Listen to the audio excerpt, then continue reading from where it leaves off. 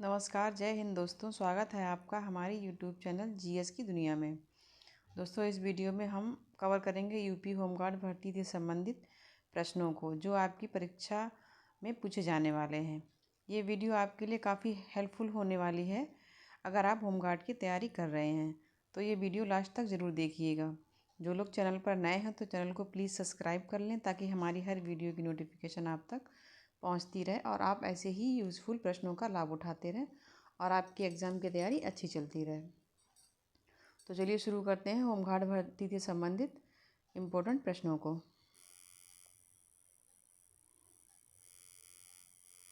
Question number 1,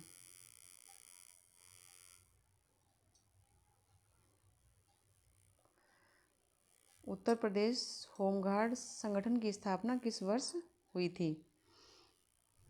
तो इसके option है option A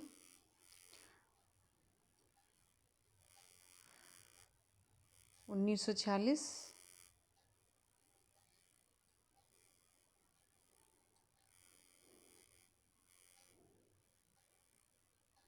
option B 1947, option C 1963, option D 1950।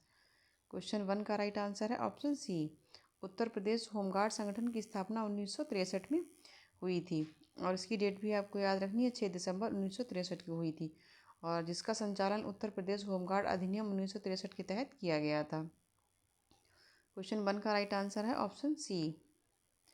Next question, question number 2, कौन सी स्थिति जिसे पीलिया के रूप में जाना जाता है आपकी त्वचा के पीलेपन और आपकी आंखों के सफ़ेद होने के कारण बनती है?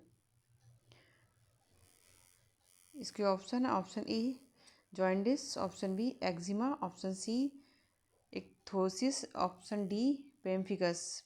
तो क्वेश्चन 2 का राइट आंसर है ऑप्शन ए जॉइंडिस। जॉइंडिस को ही पीलिया बोलते हैं और इसमें हमारी जो आँखें और त्वचा का रंग जो है वो पीला पड़ जाता है और जिससे जिन लोगों को पीलिया होती है उनकी आंखें देखकर आप बता सकते हो कि इसको जॉइंडिस है। उसकी आंखों का रंग जो सफ़ेद की जगह पीला होने लगता है और हाथ पैर भी पीले हो जाते हैं। तो क्वेश्चन 2 का राइट आंसर है option A jaundice. Next question, question number 3, परिस्थिति की कौन सी शाखा प्राचीन पर्यावरण की विशेषताओं और प्राचीन पादपों और जंतुओं के साथ उनके संबंध से संबंधित है? तो इसके ऑप्शन है ऑप्शन ए मत्स्य विज्ञान, ऑप्शन बी कवक विज्ञान, ऑप्शन सी प्रेत विद्या, ऑप्शन डी पुरा पारिस्थितिकी। क्वेश्चन 3 का राइट आंसर है ऑप्शन डी। जो पुरा पारिस्थितिकी विज्ञान है उसके अंतर्गत ही प्राचीन पादपों और जंतुओं के साथ जो उनका संबंध है का विश्लेषण किया जाता है या उनकी विशेषता है ये, और इसके अंतर्गत ही इसका जो प्राचीन पादपों और जंतुओं के साथ उनका जो संबंध की अध्ययन किया जाता है। तो क्वेश्चन 3 का जो राइट आंसर है वो है option D. Next question, question number 4, निम्नलिखित में से कौन दिल्ली सल्तनत का अंतिम सुल्तान था? तो इसके ऑप्शन है option A Ibrahim Lodi, option B Sikandar Lodi, option C Firoz Shah Tughlaq, option D Muhammad bin Tughlaq. Question 4 का राइट आंसर है ऑप्शन ए इब्राहिम लोदी। दिल्ली सल्तनत का जो अंतिम सुल्तान था वो इब्राहिम लोदी था, क्योंकि इब्राहिम लोदी का जो शासन था वो 1526 तक चला था और जब बाबर ने पानीपत की लड़ाई में इसको हराया था उसके बाद से मुग़लों का शासन शुरू हो गया था। तो बाबर ने 1500, ये भी आपको याद रखना है कि ये कब तक इसका शासन चला था, तो 1556 तक 1556 तक इसका शासन चला था और पानीपत के युद्ध में ही इसको बाबर के द्वारा इसको हार मिली थी और उसके बाद ही मुग़लों का शासन शुरू हो गया था। तो दिल्ली का जो अंतिम सुल्तान था वो इब्राहिम लोदी था। नेक्स्ट क्वेश्चन, क्वेश्चन नंबर 5, निम्नलिखित में से कौन अकबर के नवरत्नों में से एक था? तो इसके ऑप्शन है option A Purandardas, option B Tansen, option C Swami Haridas, option D Amir Khusro. तो अकबर के नवरत्नों में जो शामिल थे वो थे तानसेन। इनके नवरत्नों में और भी लोग शामिल थे जैसे कि बीरबल हो गए और मुल्ला दो प्याजा हो गया और तानसेन हो गए, टोडरमल हो गए, ये इनके नवरत्नों में शामिल थे अकबर के। तो क्वेश्चन 5 का राइट आंसर है option B Tansen. Next question, question number 6, द्वितीय गोलमेज सम्मेलन में महात्मा गांधी ने निम्नलिखित में से किस दल का प्रतिनिधित्व किया था? तो इसके ऑप्शन है, option A Muslim League, option B Akhil Bharatiya Forward Bloc, option C Communist Party, option D Bharatiya Rashtriya Congress. Question 6 का राइट आंसर है ऑप्शन डी भारतीय राष्ट्रीय कांग्रेस। गांधी जी ने द्वितीय गोलमेज सम्मेलन में भारतीय राष्ट्रीय कांग्रेस का प्रतिनिधित्व किया था। और ये भी याद रखना है कि जो पहला गोलमेज सम्मेलन जो लंदन में हुआ था उसमें गांधी जी ने भाग नहीं लिया था। गांधी जी ने द्वितीय गोलमेज सम्मेलन में ही भाग लिया था और उन्होंने कांग्रेस का प्रतिनिधित्व इसमें किया था। तो क्वेश्चन 6 का राइट आंसर है option D. Next question, question number 7। निम्नलिखित में से किस राज्य में भौगोलिक परिस्थितियों के कारण रेल परिवहन का विकास कम हुआ है? तो इसके ऑप्शन है, option A Sikkim, option B Uttar Pradesh, option C Bihar, option D Haryana. तो क्वेश्चन 7 का राइट आंसर है ऑप्शन ए सिक्किम। सिक्किम ही एक ऐसा राज्य है जहाँ पे भौगोलिक विशेषताओं के कारण वहाँ पे जो पहाड़ी क्षेत्र है उसकी वजह से वहाँ पर रेल का विकास कम हुआ है। और बाकी क्षेत्रों जैसे और प्रदेशों में सबसे ज़्यादा जो रेल का विकास है वो उत्तर प्रदेश में है। ये भी याद रखना है कि सबसे ज़्यादा जो विकास हुआ है रेल का वो सबसे ज़्यादा उत्तर प्रदेश में हुआ है, उसके बाद में बिहार और हरियाणा इन राज्यों में हुआ है। लेकिन जो सिक्किम ऐसा अकेला राज्य है जिसमें रेल परिवहन का विकास बहुत कम हुआ है। वहाँ की जो पहाड़ी ज़मीन है, पहाड़ी क्षेत्र के कारण वहाँ पे रेल का विकास नहीं हो पाया है। तो क्वेश्चन 7 का राइट आंसर है option A Sikkim. Next question, question number 8। Sudarshan झील का विवरण गिरनार जूनागढ़ के एक शिलालेख में उल्लिखित है जिसकी रचना शक शासक डैश के उपलब्धियों को दर्ज करने के लिए की गई थी। तो इसके ऑप्शन है, ऑप्शन ए रुद्रदामन प्रथम, ऑप्शन बी रुद्रसिम्हा तृतीय, option C Maues, option D Chastana. Question 8 का राइट आंसर है ऑप्शन ए। जो गिरनार का जूनागढ़ अभिलेख शिलालेख है वो जो शक शासक था रुद्रदामन प्रथम उसकी उपलब्धियों का उसमें विवरण दिया गया है।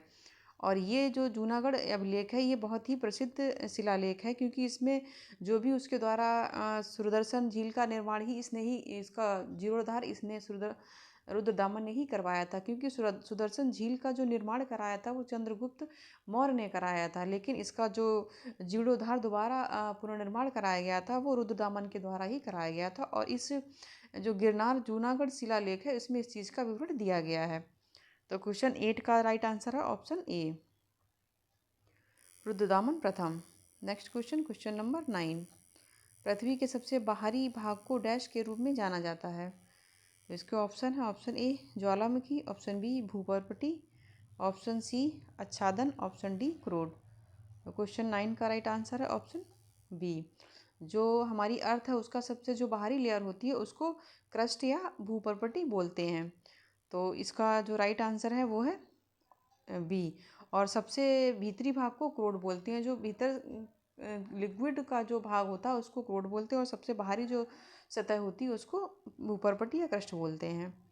तो क्वेश्चन 9 का राइट आंसर है option B. Next question, question number 10। भारतीय संविधान के निम्नलिखित में से कौन से अनुच्छेद संसद और उसकी कार्यवाहियों से संबंधित हैं? तो इसके ऑप्शन है, ऑप्शन ए अनुच्छेद 51 का ए, ऑप्शन बी अनुच्छेद 12 से 35, ऑप्शन सी अनुच्छेद 79 से 122, ऑप्शन डी अनुच्छेद 36 से 51। तो क्वेश्चन 10 का राइट आंसर है ऑप्शन सी। जो अनुच्छेद 79 से 122 दिया गया है उसमें संविधान के द्वारा जो अनुच्छेद संसद और उसकी कार्यवाहियों का उसमें विवरण दिया गया है। तो क्वेश्चन 10 का राइट आंसर है option C. Next question, question number 11। निम्नलिखित में से कौन सा एक मौलिक कर्तव्य नहीं है? इसके ऑप्शन है, भारत की संप्रभुता और एकता और अखंडता को बनाए रखना और उसकी रक्षा करना, ऑप्शन बी देश की सामसिक संस्कृति और गौरवशाली परंपरा को महत्व देना और उसका परिरक्षण करना, ऑप्शन सी सार्वजनिक संपत्ति को सुरक्षित रखना और हिंसा का परित्याग करना, ऑप्शन डी दुर्लभ और लुप्तप्राय प्रजातियों के व्यापार को निषेध करना। तो ये पहला जो ऑप्शन है ये तो हमारा मौलिक कर्तव्य है, क्योंकि भारत की संप्रभुता, एकता और अखंडता को बनाए रखना हमारा मौलिक कर्तव्य है सभी नागरिकों का। तो ये हमारा मौलिक कर्तव्य है, ये तो सही है। और दूसरा भी, देश की सांस्कृतिक और संस्कृति की गौरवशाली परंपरा को महत्व देना और उसका परीक्षण करना, ये भी हमारा मौलिक कर्तव्य है। और तीसरा भी, सार्वजनिक संपत्ति को सुरक्षित रखना और हिंसा को त्यागना, ये भी हमारा मौलिक कर्तव्य है। लेकिन जो चौथा डी है, ये हमारा मौलिक कर्तव्य नहीं है। दुर्लभ और लुप्तप्राय प्रजातियों का व्यापार को निषेध करना। तो क्वेश्चन 10 का जो 11 का राइट आंसर है वो है option D. Next question, question number 12। Make in India पहल मुख्य रूप से किस क्षेत्र पर केंद्रित है? तो कुछ इसके ऑप्शन है, ऑप्शन ए कृषि, ऑप्शन बी आयात, ऑप्शन सी सेवा, ऑप्शन डी विनिर्माण। क्वेश्चन 12 का राइट आंसर है ऑप्शन डी विनिर्माण, क्योंकि जो मेक इन इंडिया पहल जो का क्षेत्र है वो विनिर्माण से है। क्योंकि जो मेक इंडिया वस्तुओं के उत्पादन से है, प्रोडक्शन से है। जो चीज़ें हम बनाते हैं तो वो हमारे भारत में बनी ज़्यादातर चीज़ें जो हम बाहर विदेशों से लेते हैं, तो उनकी जगह अगर हम अपने भारत में बनाएंगे तो उससे हमारे देश का ज़्यादा विकास होगा। तो जो मेक इन इंडिया पहल है वो मुख्य रूप से विनिर्माण से संबंधित है। तो क्वेश्चन 12 का राइट आंसर है option D. Next question, question number 13। निम्नलिखित में से कौन सा सार्वजनिक क्षेत्र का उद्योग है? तो इसके ऑप्शन है, option A Tata, option B भेल, option C Adani, option D Reliance. तो इसमें जो सार्वजनिक क्षेत्र का है, जो सार्वजनिक क्षेत्र का जो उद्योग है वो है भेल। और ये जो टाटा, अडानी और रिलायंस हैं, ये सारे निजी क्षेत्र के हैं। और ये भेल जो है जो सार्वजनिक क्षेत्र का है। तो क्वेश्चन 13 का जो राइट आंसर है option B. Next question, question number 14। Uttar Pradesh में होमगार्ड का सर्वोच्च पदाधिकारी कौन होता है? ये क्वेश्चन बहुत ही इंपॉर्टेंट है आपके लिए, क्योंकि इसी तरह के क्वेश्चन पेपर में बनते हैं।